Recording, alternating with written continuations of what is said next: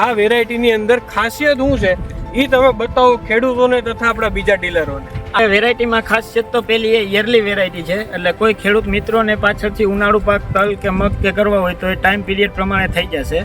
અને આમાં મેન ઝુમખામાં સિંગો જાજી આવે છે બીજી વેરાયટીની કમ્પેરમાં, અને હાઈટ માપે થાય છે એટલે ઢરવાનો બહુ પ્રશ્ન આવતો નથી, અને ઉત્પાદનમાં મબલક છે. અત્યારથી જ ખેડૂતો કહે છે 25 મણ આજુબાજુ તો તુવેર નીકળશે, જેમ હજી વધારે મને આશંકા છે હજી વધારે નીકળશે. આમાં ડાળીમાં ઓછામાં ઓછી 100 થી 80 થી 100 સિંગો તો છે જ, ઓછામાં ઓછી એટલી છે જ. દેખાય તમને? આમાં સિંગમાં 4 થી 5 દાણા છે, બાકી બીજી મેજર વેરાયટીમાં 3 થી 4 દાણા આવે છે, આમાં 4 થી 5 છે, એટલે ઉતારામાં ઝાઝો ડિફરન્સ આવશે.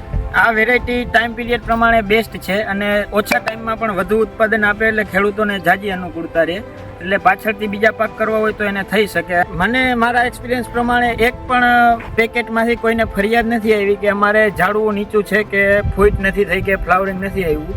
બધાના રિવ્યૂ સારા છે. બીજી વેરાયટીઓની મેં બીજી વેરાયટીઓ પણ આપેલી છે, એના પ્રમાણમાં આનામાં બહુ વધારે ડિફરન્સ છે, અને કોઈનું આમાં ખરાબ રિવ્યૂ આવ્યા નથી આ વેરાયટીમાં.